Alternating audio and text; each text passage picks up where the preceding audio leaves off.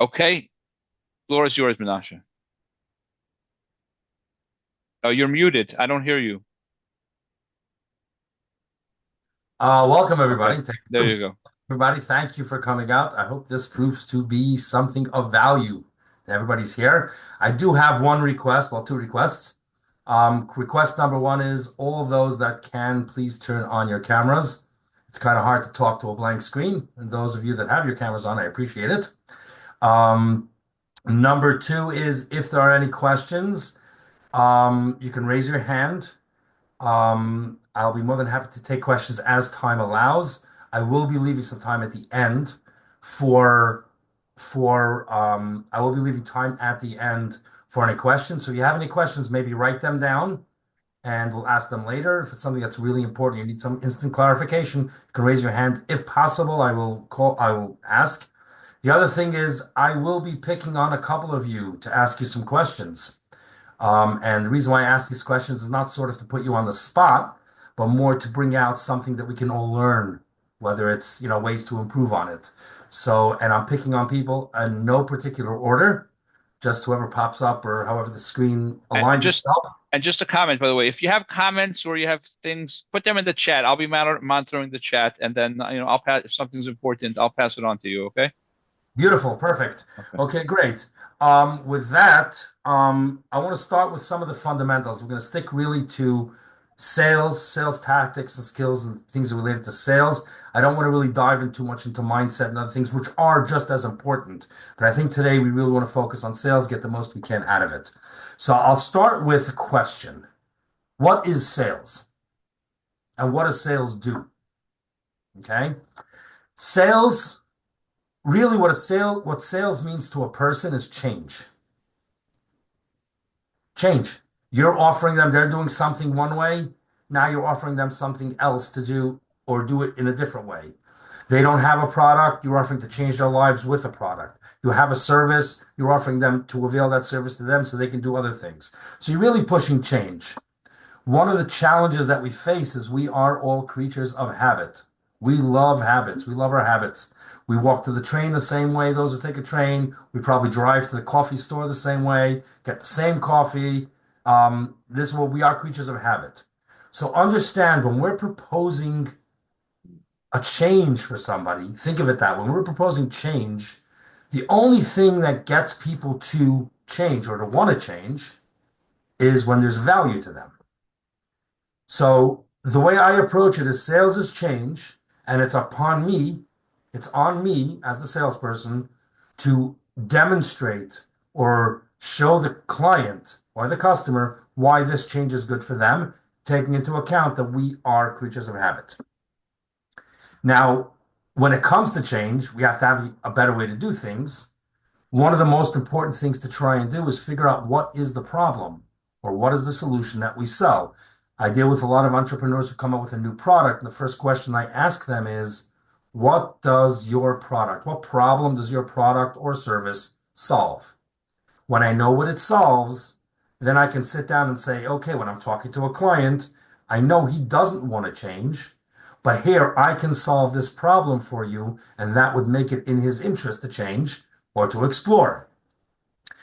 Two words I want to sort of play games with a little bit. One of them is convince, and the other one is persuade.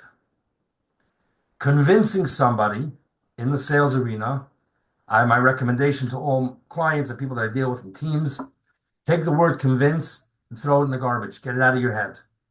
Convincing somebody is getting them to do something that they don't want to do and getting them to do it. Even if it means change, even if it means in their better interest, but they don't want to do it and you're convincing them to do it anyway. Persuading, on the other hand, is getting them to want to do it. So when you're sitting down and having a conversation, again, back into human beings, we're creatures of habit. We're used to doing things a certain way. We've gotten used to it. Show me how it's in my better interest so that I want to change, and then I'll be changing. I don't even have to close the deal. You already closed the deal. Um, the next thing with sales is now that I know what my product solves, I know my client is, I've had a conversation, let's say, or I want to have a conversation. There's something that I talk about a lot, and it's called the fancy term for it is ICP. Many of you have heard it. It's your ideal client profile. And if I ask, I'm not gonna I'm not gonna do this now, but when I ask people all the time, who is your ideal client? You could take a volunteer if you want to go through the Mm. exercises. No, let's leave it for now. We'll do the exercise in a little bit. Who is your ideal client? So most people will tell you, let's say I sell to small enterprise. Well, a company's been in business for X amount of years. They have X amount of, I'll give you like a payroll company. Well, a company's been around for a certain amount of years. They have 10 plus employees. Their payroll is this, their taxes are that. That's what I'm looking for. So I always point out one of the biggest things we miss with our ideal client profile. And our ideal client profile helps us know who to target. And we'll get into it in a minute, but I'll step back for a second. The number one thing and the only thing that we cannot get back in our lives is time. Time, once it's here, it's gone, and it's gone forever. Our money we can get back. Our new car status we can get back. Our health we can even nurse back. Time never comes back. So as a salesperson, your time is valuable, and we want to make sure we spend our time in the right place. One of the ways to spend our time in the right place is knowing who our ideal client is. Otherwise, we could generate 100 leads, spend all the time calling 100 people, trying to get them on the phone. None of them are your ideal client. You just wasted a month of time for no reason. Your ideal client profile is something that will help you focus on the people that have the problem that you solve, that can use your service, and right, that's your ideal client. One of the things that's often missing with an ideal client profile is the problem that they're facing. For example, I'm a payroll company. I want a guy who has 10 plus 10 employees or more. He does a weekly payroll and is currently using ADP. Just to throw it out there, I'd say, right? Nothing against ADP. If there's anybody on it from ADP, just pick your number because you're well known. That might identify who they are, but it's not going to tell me that they're my ideal client. What my ideal client is also going to include in my profile is what is the problem that they're currently facing.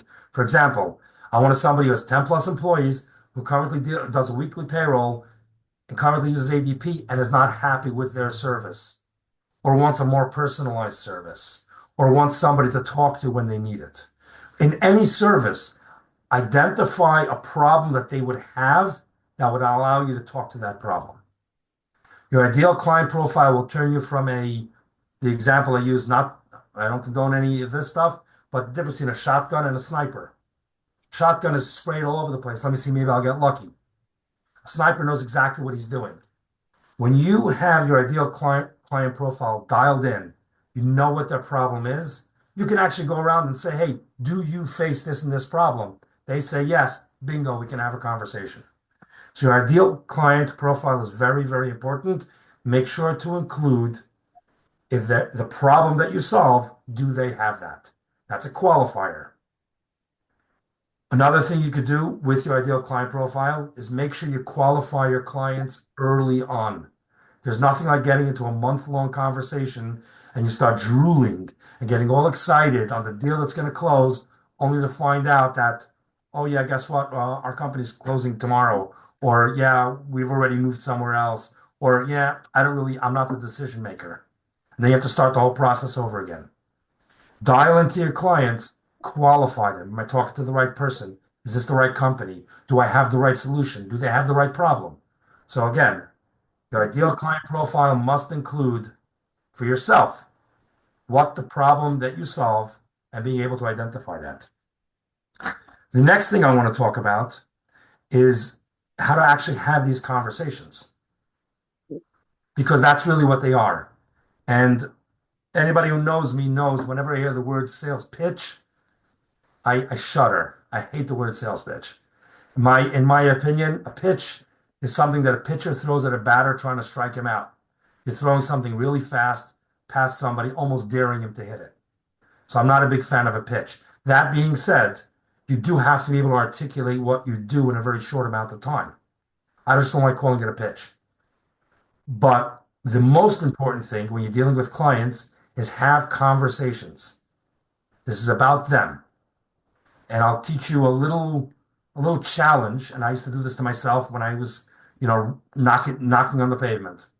I used to challenge myself to see how much can I find out about my client before I even told them what I do or got into what I do. I might need to tell them, hey, I'm in software. We have healthcare software for a healthcare company or whatever it is we do just to pique their interest. But how much can I find out about them, about their company, about their problem before I even go into what I do or how I'm going to do it for them? And the reason is, and I always say, especially those initial conversations, it's about getting information, not giving information. The more information you get, the more tailored and better your conversation with them will be. The more I understand about the problem. And guess what? Here's a little secret, a little trick. The more you ask them about the problem that you solve, Hello. and they tell you about the problem, the more Yes, how can I help you, you? Sorry, someone's got to mute themselves here. Let me hit the mute Ricky all. Deutsch, please mute. No, no, no. I Who's don't. office? Okay. Oh. Nasha, now I muted you by mistake. Unmute. Yeah. Okay, The go ahead. more you ask them about their problem, the more they talk about their problem, what's actually happening is the bigger their problem gets for them. There are a lot of problems that companies deal with, a lot of issues or challenges that you solve that they know that's a problem, but the more they talk about it, the bigger it gets for them. The bigger it gets for them, the more important it is for them to be open, or the more open they are to having a conversation about how it's possible to solve that problem. So think of your client interactions not as pitches, but as conversation. I saw a great line. It was connect, converse, contribute, and then close. First thing is to connect. Your ideal client profile, having your ideal client connect with the right person, have the right conversation. Have the right conversation. You have to converse. You have to know what's going on. That allows you, that allows you the ability, when you know enough about them, you know exactly how to talk to them, and it actually gives you permission to suggest a solution. So you're recommending when somebody does, outbound sales calls, that as opposed to saying, "Hi, I'm selling XYZ product," say, "Hi, I'd love to have a conversation with you," and do it. Uh, Great question. And actually, the next thing I'm going to talk about is cold calls because cold calls are important and cold calls are garbage at the same time. And everybody looks at me and goes, "What?" The world is obsessed with cold calls. I'm going to tell you a fact. If you think you're going to have a business without doing cold calling, and when I mean cold calling, it's not necessarily cold calling, it's cold outreach. Usually it's cold calling. You're not going to be able to build a business without cold calling. At the same time, if you think cold calling is going to build your business, you're in the wrong frame of mind. You need the cold calling for what it's worth. And we'll get into the actual how to cold call, at least my theories, and they seem to work. Um, Cold calling has a couple of aspects to it. Many of them are overlooked. The number one thing with cold calling is it gets you in the game, showing up and doing what you have to do. That mindset of getting in, showing up, doing what you have to do has no price tag. It's the most valuable thing you can do. So even if you're just making cold calls, you're showing up, you're doing your thing, you're on the right spot. Number two, you need to reach out. People have to know what you do. And sitting in your cubicle or sitting at home trying to just wish people are going to find out about it, it's not going to happen. You got to actually reach out to people. The most valuable part of cold calling is it forces you, number one, to take action, to do something, which action is the antidote to everything. Number two, it forces you to actually be able to articulate what it is you do. Because when you cold call somebody and they actually start asking you questions and you can't answer those questions, you're dead. You're done in the water, right? They hang up the phone. So just by the very act of cold calling and getting more and more cold calling calls in, you're going to force yourself to be able to articulate what you do. That's an unrealized value. I'm making these cold calls. Think about it. I'm making these cold calls to get really good at saying and telling people what I do. Being really good at creating an interest, creating an intrigue as to what I do. Very, very valuable. Number four, cold calling with anything, repetition is the mother of skill. Anybody plays baseball, first time you picked up a bat, you couldn't hit a bat, you couldn't hit a ball. As you did it more and more and more, you got better at it. Cold calling is part of the repetition of talking about what you do. It helps you get better at it. The better you are when you finally have those moments when you have good conversations, you're on the money. So again, cold calling is not going to build your business, but if you're going to think you're going to build your business without cold calling, you're wrong. And when I say cold calling, I don't mean cold calling only, I mean cold outreach in general. Happens to be that good cold outreach via email, I believe the latest numbers are about between 1 and 3% click-through rate, of which of those 1 to 3% has about a 1% actually response rate. So cold emails, I remember back in the day when it was the latest rage because we just got email and it was a really cool way to reach a million people. I'm not a big fan of it, but it's one way to get out there and get people to know what's going on. So cold calling is important. Important for you as well as important for people to get to know what's going on. Okay. The next thing you want to do, and I'll go into the tactics in a minute. When you're cold calling someone, the key is to create some interest on their part. Remember, they have to be interested in what you do. So my personal cadence, my personal moves with cold calling is number one, I use their first name and I use my first name. I'll just pick on you, Ellie Wasserman, because you're up on the top of my screen. Hey, Elliot, it's Menashe from Friedman Consulting. Simple as that. Your first name, my first name. It donates a level of familiarity. It's not, again, and I want to say this very clearly. There are no mind tricks, mind games, or games that we play with people. There's no psychological ninja moves that's going to make people want to buy from you. But understanding the way people operate helps you tailor the things that you do towards that. Okay? So the idea is to create an interest. So I would usually say something like, hey, Ellie, it's Menashe. I'm calling from Friedman Consulting. Is now a bad time? And there's a whole, you can go down the rabbit hole on is now a good time, is now a bad time, which is better here or there. My personal preference is in an initial cold call is now a good time. Afterwards, when you're following up or having other calls, is now a bad time. And the reason for it is people like to say yes. Believe it or not, we all like to say yes. Even the people who love to say no actually love to say yes. They're not going to necessarily say yes, but it's going to cause them to think for a minute. The minute you call somebody and it forces them to actually think and pay attention, that's a win. Now, they might say, no, now is a bad time for me, or now doesn't work. You could say, great, would tomorrow at 2 o'clock work for you? Or they could say, I really don't have time for this. Another thing to do is I tell people, this is a cold call. This is outreach. Or I apologize, it's outreach, would I ruin your day? This is a cold outreach. I don't have time for this. I understand it. Would you mind giving me 30 seconds? And if this is not relevant, I won't bother you again. I help companies with A, B, and C. Is this something that you have an interest with? Or is this something that you face? Is this a problem you face? She says, well, yeah, we face it, but I don't have time. Great. Thank you very much. I appreciate it. Would it be okay if I call you next week on Tuesday? Or give them a time, right? Point is to create some kind of interest. Another thing to add in is how you guys know each other, or how you're connected, or how you know about them. Hey, Ellie, it's Menashe. I saw you on the CHYE webinar. Is now a good time? It's easy. It's not pushy. It's easy. It's a question. It's respectful.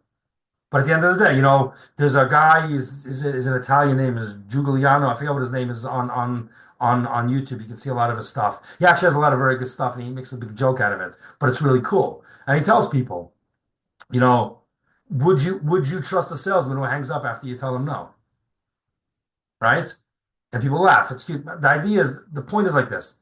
Identify yourself, identify them, identify the name of the company and how you're connected. Oh, I saw your article on LinkedIn. It really intrigued me. I saw you guys just did an expansion into Ohio. Is now a good time. The second thing to remember, especially in cold calls, And in any sales conversation, silence is your best friend. You ask a question and zip it. So if anybody want to role play, Abe, let's role play for a minute. Your All right. phone rings. Hey, Abe, it's Menashe from M. Friedman Consulting. Do you have a minute? Yes, go ahead. I had noticed you on the CHYE webinar. How was the webinar for you? So far, so good. Anything particular you took out of it that you liked? Just general basic knowledge. Uh, you're being quiet. I see what you're doing. I'm letting you talk. You're making me think. I'll make you think. By the Yeah, way, if we never talk again, you will remember this. Think about it. Even if we never speak again. Yossi, you mind if I pick on you? Unmute yourself. Hey, mute yourself. Hey, Yossi, it's Menashe from M3. Hey, Yossi, it's Menashe from M3. I saw you on the CHYE webinar. Um, is now a good time? Yes, What is it that you guys do? I own a plumbing and air conditioning company in Los Angeles. Oh, wow. Air conditioning Los Angeles must be a busy company. Sometimes. Do you mind if I ask you how you got started in the plumbing and air conditioning? Great question. I've been in this industry for close to 20 years now, and it's evolved to where it's gotten to today. Mm. And do you mind if I ask you a question? Is the business growing or staying the way it is? Absolutely growing. Amazing. The reason why I called, and I know it's a cold call, is I've been working with a couple of companies, I would say larger plumbing companies on the West Coast, not in Los Angeles, but in the Seattle area. And I was sort of going through some of the lists of some of the plumbers, and I noticed your name came up, and I saw you at the CHYE. I figured I'd talk. Maybe, might be something we can do some business together. Would you be open to a conversation about that? Absolutely. Only because you're on the CHYE webinar. There you go. There you go. Of course. Obviously, this is, obviously you wouldn't react like that. But my point is, it's asking questions, shutting up, and just listening to answers. Their answers will help you guide the conversation. It's about conversations. It's about taking an interest. It's about getting information. Did I tell them what I did? No, right? And I know about you. You're in plumbing for 20 years and you're in Los Angeles and business is growing. That's great. You know that I had some kind of idea about business, right? Again, I'm not, obviously, this is, kind of silly because we're all sitting here in a webinar. My point is, if you have conversations with people, you turn them into real conversations, it's a different story. I'll tell you a great line that I tell people all the time. When you finally get into these conversations and ask them the questions, let them talk and really listen to them. You may be the only person in the last month to really listen to them. And people appreciate it. People do like talking about their businesses.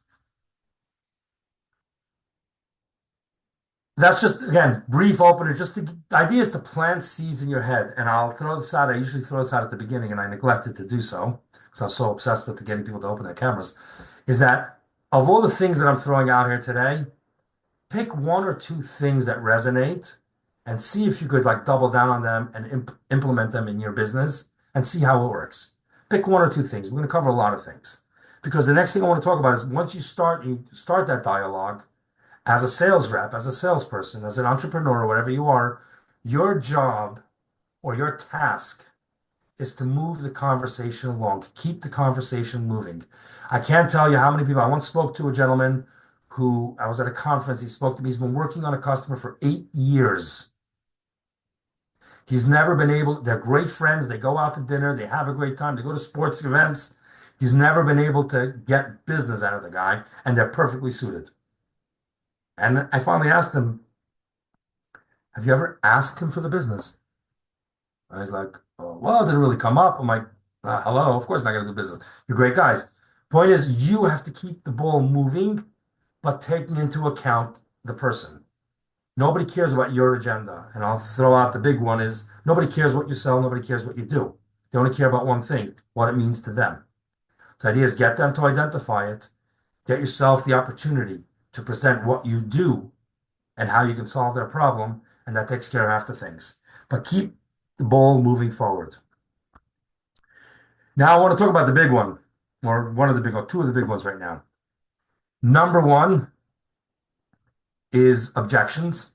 How do we deal with objections? How do we deal with people? We have a great conversation, everything is good. They say, I'm happy with who we have.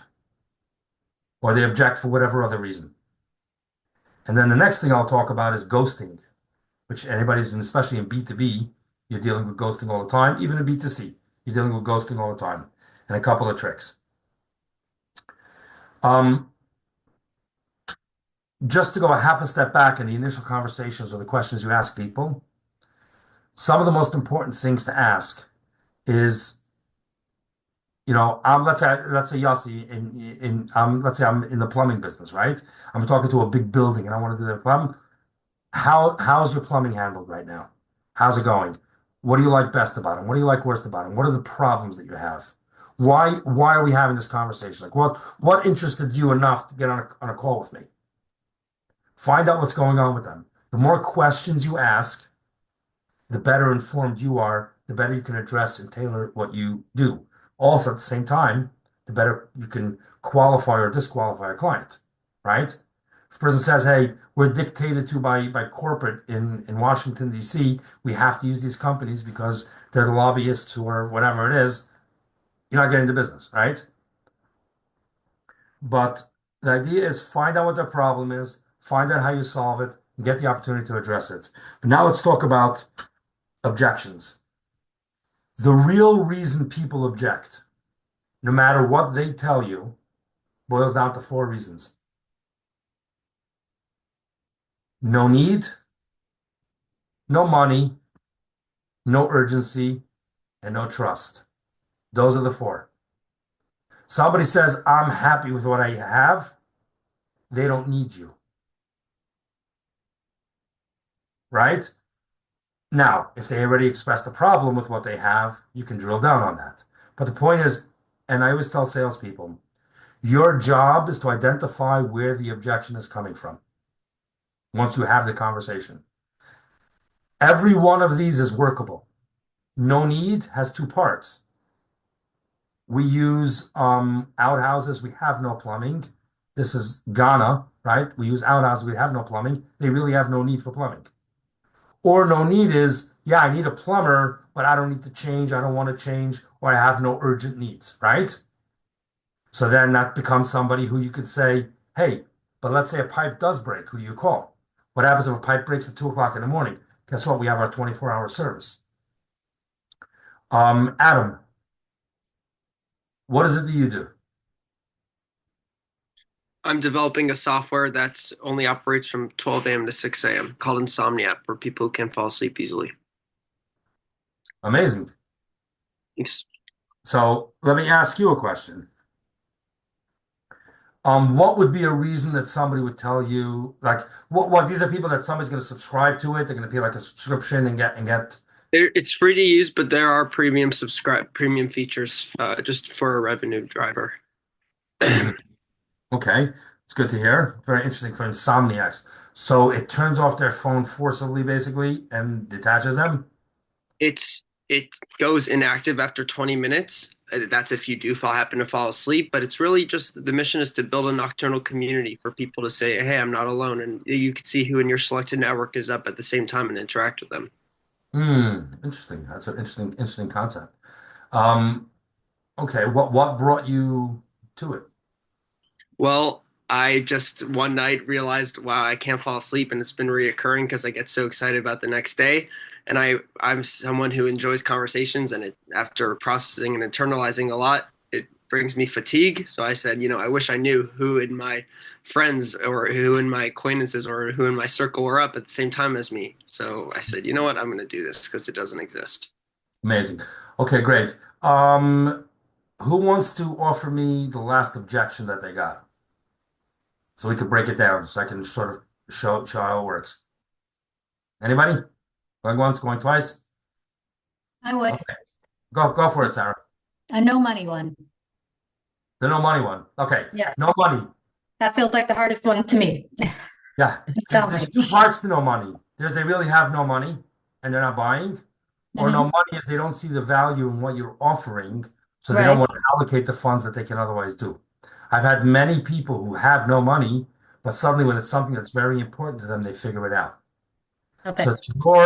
it's your job, sort of, or your task to really figure out which one it comes to. So the no money could be, do they have no money? Or like I said, they really have no money and then they're not your client, or they just have money but they don't want to apply it, or they can get the money, they don't want to apply it because they don't see the value. So what No, do you do when it's a kind of in between? In other words, they express that they see the value, but they're not quite ready to spend the money. It feels like I've gotten to half value, but not full value, if that makes sense. that's How do I, exactly it. They okay, so don't how do I, value it enough to spend the money. right. So how do I push past that? Ask them about it and build the value. What would I ask? In other words, if you get a phone conversation, you get a follow-up message and they say, I actually think you could be of huge help to me. I'm an executive coach, just for context. I think you could be of huge help to me. Your experience feels very valuable, and I thought our conversation was great. And I want to think about it because it's a lot of money. How do I Okay. push back on something like that? So first, let's identify what the real reason is. And now, and if Sarah, if you want, we can really get into it like off, after this. Rabbi Wordy has my contact information. Oh, But thank again, you. I don't want to get too into the weeds for other people. But Makes think about it sense. this way: that very conversation. If the person has no money or they want to think about it, somewhere they didn't see the value, Okay, right? fair enough. So we'll go through. No urgency. Either there's no urgency, it's not important to them to deal with, or no urgency, they don't know that it's important for them to deal with. One of the ways you can deal with that is by creating a need or having them highlight the problem. Adam, I don't need your software. I sleep great. Until really, what happens when you don't sleep? Well, I sit around bored. How often does that happen? Happens here and there. Suddenly they're talking about their problem. It becomes a problem. Then Mhm. suddenly create urgency. Same thing with trust. Trust. They don't trust you. You have to earn that trust, but you can earn trust. Every one of these, no need, no money, no urgency, no trust, every single one of these can be worked on.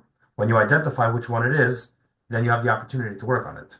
One of Sometimes the, it's cross Sarah, collateralization. yes, I don't want to take away. You're right. I don't want to get caught into the whole coaching business, part of it, because it's very deep. But if you want, we'll reach out afterwards and we can have a deeper conversation. Um, We're going to have Q&A at the end yeah, also, if you want to hold your question towards the end. exactly. The other thing is, when it comes to, like, when somebody wants to think about it, it's also an objection. It's not really, you have to figure out what it is. One of the easiest ways to find out what the objection is, when somebody says, no, do you mind if I ask you, like, what didn't speak to you? They'll tell you whatever they tell you. And they'll tell you, yeah, it just doesn't speak to me. Okay. The next question that I always ask is 3 words. And what else? Usually, when people give you an answer for anything, especially if it's a negative answer, they're giving it to you. They're giving you the answer that they think you will accept and walk away with. You're happy, okay, you walked away. You have no money, okay, great, perfect, I'm gone. You ask them, oh, and what else? That makes them think, going back to making people think. When you make them think that and what else, I've been able to get to 3 and what else's before I got to the real cause of what's going on. Once you know what the real cause is, you plug it into which one it is, you can have a conversation about that. And then ultimately, and I'll tell you a quick story. I was at a business conference and I'll say about 400, 450 people in the room. The organizer said there was 600, but I say it wasn't no more than 400, 450. And at the end, there was a Q&A. So somebody raised his hand and said, Mr. Friedman, what's the best way to close a deal? Because that's the next step. Obviously, you had the conversations, you handle their objections. What's the best way to close? And I told him one word, don't. And you literally heard the whole place go like, what the heck is he talking about? What do you mean, don't close? And the way I explained it was like this. If you've had the conversations right, you know what their problem is. They've amplified the problem until it becomes something that they really want to deal with. You've positioned yourself and showed your solution, and they understand the value of the solution and it's important to them. They've already closed in their head. You might need them to take action on the decision.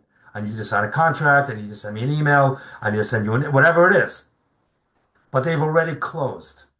If you're chasing the close, they're going to run the other way. There's a thing called sales resistance.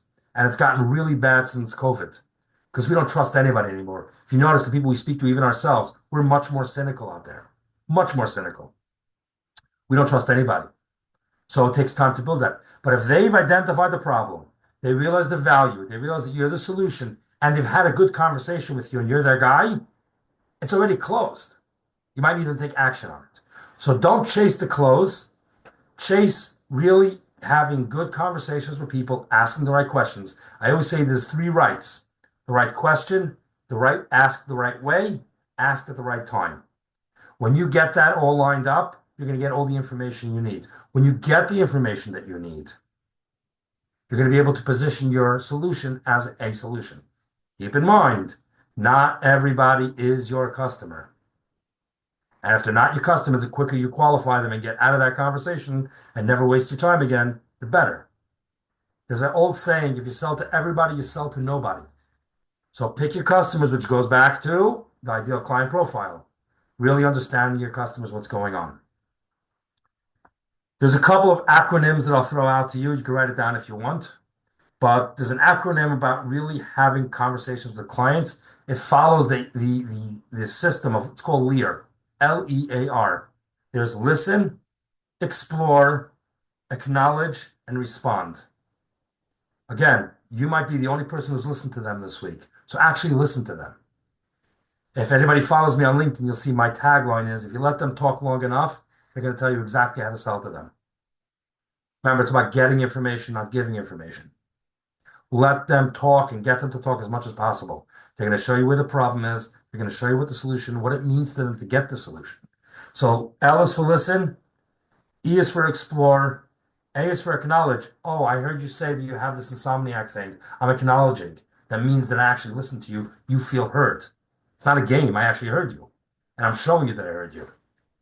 And respond. One of the best tricks that I ever learned, go back to shutting your mouth and being silent. When somebody says something, our knee-jerk reaction, especially in the firm world, is to throw out an answer right away. Because we used to Gemara over there, going back and forth. We used to debates. When you have a conversation with somebody, it's not a debate. They say something, pause, 1,000, 2,000, then respond. It sends a message that you're actually listening. There are many times when we hear somebody say something, the minute we hear a question, we start formulating an answer. The minute we're formulating an answer, we're not listening to them anymore. And we can hear things that are completely the opposite, but we didn't even pay attention to it. It also showed that we didn't listen. So listen, explore, acknowledge, and respond. Now, on the other side of the coin, to qualify your customers, there's an acronym that's very famous all over the world. It's called BANT. Make sure they have the budget, make sure they have the authority, make sure they have the need, and make sure there's a timeline. I'll say it again: budget, authority, need, and timeline. There's nothing like spending 3 weeks, 4 weeks, 5 weeks talking. I'll just use the construction business for example, talking to a foreman, and everything is great until you realize he's not the guy who makes the decision, and you got to go through the whole thing again with his boss. There's a new thing that came out. Many of you heard it. It's called AI. So I want to do a little play on words, which I like doing sometimes. And I'm going to change it from artificial intelligence to attention and intention.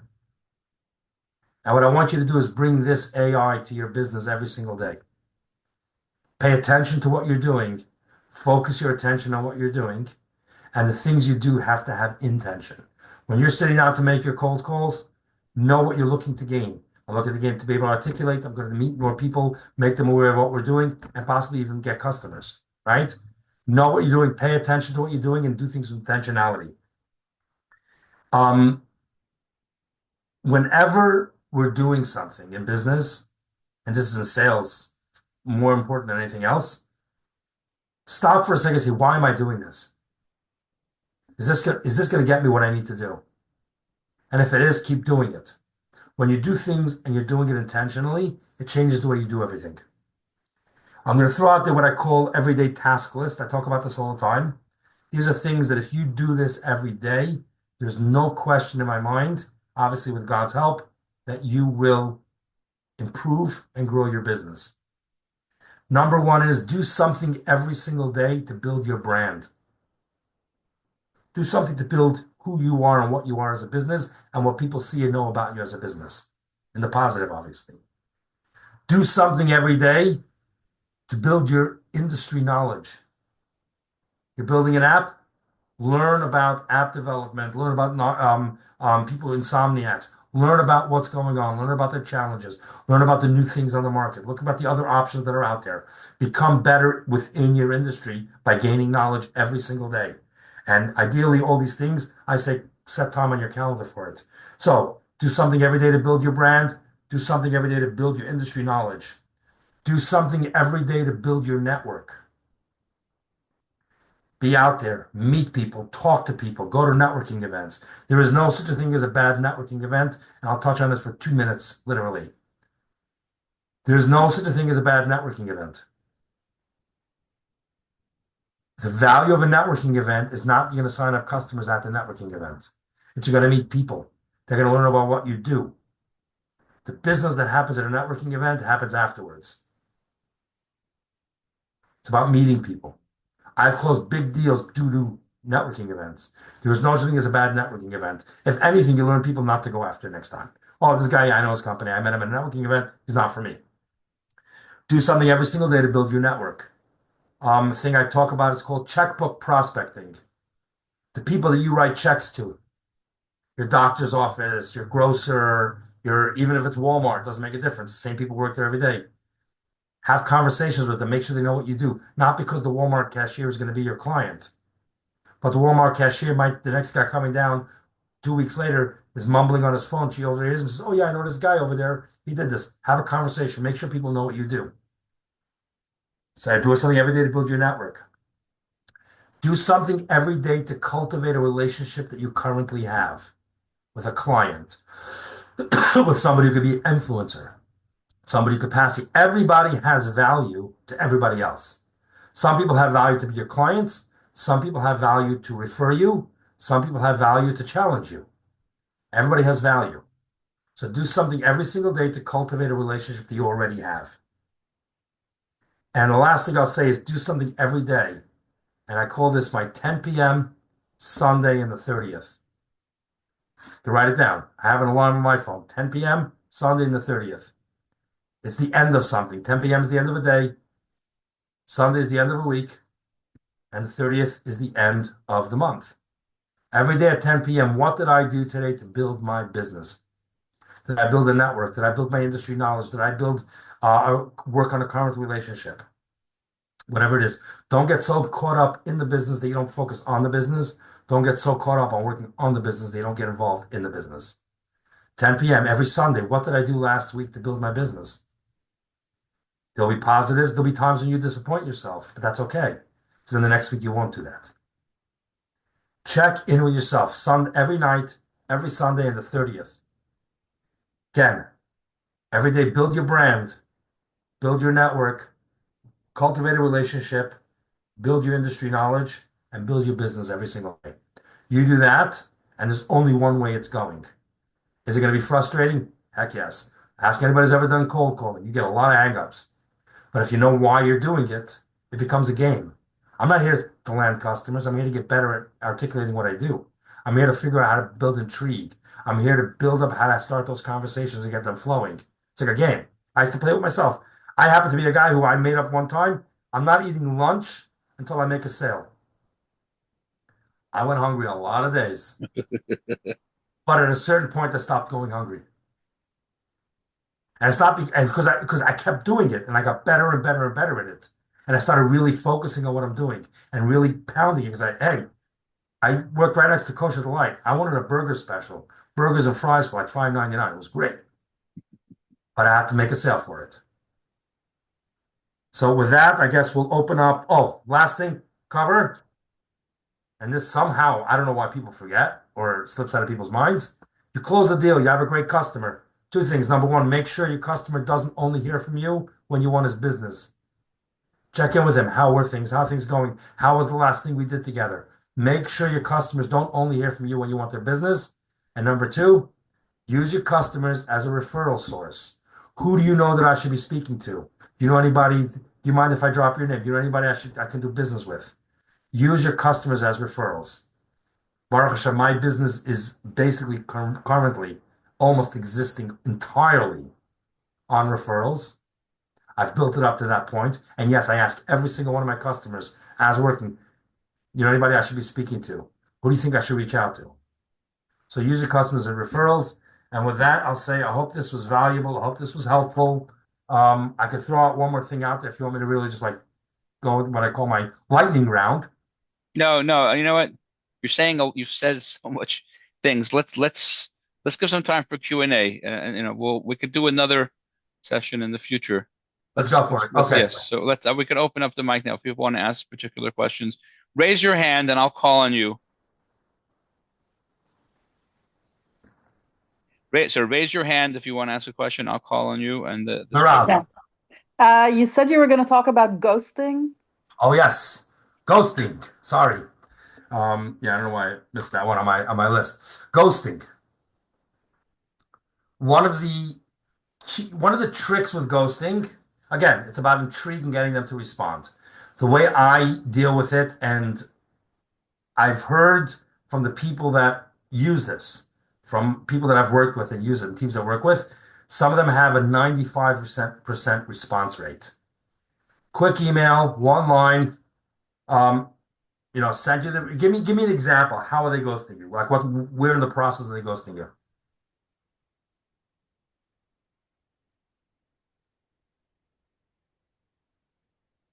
You reach out to somebody who doesn't answer, that's not ghosting. Ghosting is we're having a conversation and then they stop picking up your call. I'm sorry, Marav, I can't hear you. Sorry. I don't have a good example. It just I had it written down that you were going to talk about it. So Okay, ghosting is the idea with ghosting is sending them a message or getting them a message some way that sort of compels them to respond. One of the easiest tricks, but I call this the nuclear option, it's usually at the end of a whole cadence of how to deal with ghosting, is, based on our conversation, we had a great conversation, haven't heard back from you. Have you given up on X, Y, and Z? I know you're having a problem. We had the conversation. Are you having a problem with your, I don't know, with your computers? And have you given up on getting that taken care of? People don't like the word given up. It was very funny. I was once working with a therapist who was working with some clients, and suddenly they started ghosting him. So I just said, just send them this message. Have you given up on working together? Then every single person responded to that. Ghosting, remember, and it's not about a trick. It's about compelling them to respond so you can have a conversation. And you'll be very, very surprised at the response rates. Sometimes it's, have you given up? People don't like, for some reason, giving up is not something that sits well with people. None of us like giving up. That's why we do things, right? And we're also trained as a child never to give up. right. Any other questions? I see Abe raising his hand. Go for it. Abe. Hi. So by the objections part, there's something that I deal with on a daily basis. After I provide the need and the value and all those things, at the end of the conversation, everything's great. The person says, okay, I just want to shop around, make sure that you're giving me the best deal possible. So that's something that I deal with on a daily basis. What is it that you do? I do mortgage financing. Mortgage financing. Oh, So people always want the best rate possible. And what they don't realize is that I'm giving them the best rate possible. They just think they could get better. It's sort of like those car advertisements. I literally just gave a 2.5 hour workshop to a group of mortgage brokers a week ago. But anyway, I'm going to tell you this, and you're going to throw it back in my face, and I'm going to throw it right back in your face. It's not about the rate. If it's about the rate, you messed up. If it's about the rate and it comes down to rate, and it's by the same thing with price. If it comes down to price or rate, you missed a step along the way. Because at the end of the day, as we know, I'll talk specifically about rates. Rates are rates. A quarter of a point here, quarter of a point here doesn't make a difference. Somewhere you failed to establish yourself as the guy who can get it done. It's much more important to get it done. I can go to, what was the bank they were talking about? There's some bank that gives like some special rates, like they're 2 points cheaper than everybody else, but they never get the deal closed. So when somebody says, and this in other industries also works, you say, you know, you want to shop around. I understand you want to shop around as this is a very important decision. But usually when somebody tells me they want to shop around, there's something that they're not 100% sure that I'm the guy to get it done. Do you mind that? I should shop around, but do you mind if we talk about the things that you feel that you still have questions, or talk about some of the things that you don't understand? We'll talk about the things. I know a lot of times people shop around for price. No, I'll use a plumbing example because it's the greatest example I ever heard. You're thinking an expensive plumber is expensive. Wait until you see how expensive a cheap plumber is going to be. Hmm. Right? So I literally, one of the things, the questions these mortgage brokers asked me about this whole rate thing, I said, let me tell you something. Rate's 2 points cheaper, no problem. I think you should explore it. And the 2 point, I think you should definitely go with them. Do me a favor, I'm going to check in with you in 4 weeks because when the deal doesn't close, I'll be more than happy to step in and take care of it for you. So in our industry, they say it's not about the rate, it's about the payment, which probably falls into the no money. Because if you can make them afford the payment, then there's no reason for them to even look at the rate. So that could But be that's their look on buying the house. But your look, yeah, they want rate. I also want, I want to give me the best rate possible. But it's not about rate. It's about you want somebody to take care of it or not somebody to take care of it. Because rates are rates. Again, and just specifically for the mortgage business, you can be up to 3/4 of a point one way or another. If it's ever more than that, you're missing something. You're missing a program. Because if it's more than 3/4 of a point, they're putting you into a different program that you're not aware of or you didn't think about. So, and again, specifically for the mortgage business, be the mortgage broker, be the knowledgeable person, and this is for everybody actually. If you needed what you do, Adam, if you're going to be software, you create the software that you would want to buy. So in business, you be the business person that you would want to deal with if you need that service. So how do you respond? I respond, yes, you definitely should. It's a very, very important decision. Sometimes when people tell me that there's something they're still not sure of, why don't we go through your questions first? To validate them, basically. Absolutely validate them, and maybe they'll actually show you what they're missing. Okay.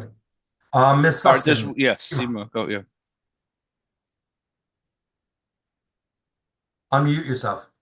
Okay. So I work with schools to implement a social emotional learning program, and it works very well with the school year. And I don't love making these sales calls, even though I know I have to. So I always hesitate. When is the right time to call? Do I just make calls all year long to let people know about it, even though they aren't ready? This is not the time they usually buy it. Or do I wait till the ideal time, like right after Pesach, and I just make calls from morning to night during that time?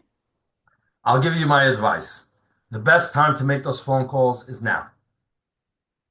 Remember, making the phone calls is not just about the actual phone calls and the sales. It's about getting really good at what you do, right? About getting really be able to articulate. More important, to ask the questions, to understand what the schools are going for. So when you make the real phone calls and you get the right school, you know what questions to ask. You know what problems they're having. You know how to address it. Number one. Number two, it's going to make you really good at what you do. Number three, it's always a good time for something of value. My favorite line, especially in the frum world, call me after Yom Tov. I always used to say, which Yom Tov? Pesach, next year Pesach, 3 years from now Sukkot, which Yom Tov, right? It's always a good time and easy to push it off. And the general rule of thumb that I use, and I literally use this all the time. People tell me I have 3 choices, A, B, and C. I was once walking through airport security, and it worked so well, I use it now all the time. And I didn't have time. So I just said quickly, what's the one that you don't want to do the most? He told me option B. I said, do B. And I hung up the phone. I went through security. By the time I landed, he came back to me and says, it was the right move. Usually the thing that you're avoiding is the thing that you actually need to do. So the answer to your question, now. I have another thing that gets in the way, also connected with rates. I feel like I'm trying to convince schools to do something they don't do. It's new for them. Like Chumash, everyone teaches Chumash, or even like a plumber, everyone needs plumbing. And I think I'm the solution to everyone's problems because I am a teacher and I know because I made it in my classroom. But many schools just cannot open the space to cut something out to add this in. And I'm trying to convince them to do something new. Is there something different I should know about how to persuade them? Absolutely. First of all, get rid of the word convincing. I said persuade. I know, but you said you tried to convince them. Then in the end, you fixed it with persuade. So that's a good move. Fix that. Number two, and don't take this the wrong way. Nobody cares whether you think you have the solution. They care if they have a problem and you can fix it. So your conversations really would be, listen, I've been a teacher for a long time. I work with a lot of things. Do you mind if I ask you a couple of questions? Do you have this? Do you face this? Do your students have this? Have you been looking for a solution? Have you tried to find a solution? Would you be open to a solution?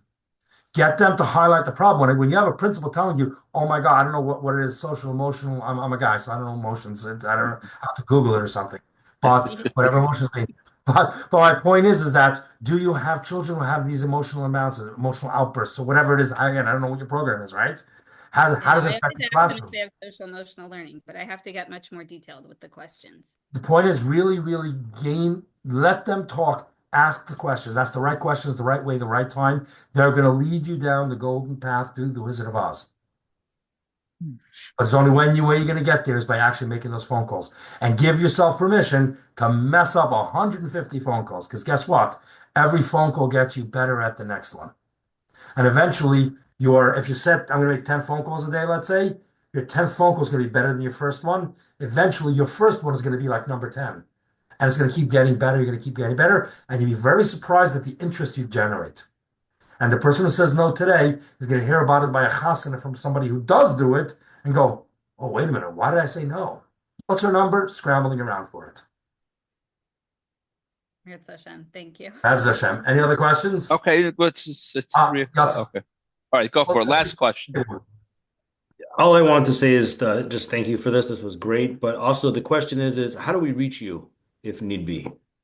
Rabbi Wordy has my contact information. He knows to hand it out. How about this? Can you just post it on our chat here, a phone number or an email address? Sure. Is that okay? Yeah, I'll do it right now. Yeah, thank you so much. Rabbi Wordy, any? No, this was great. It was very, very amazing information that you gave over. Good conversations here, and I hope everybody enjoyed.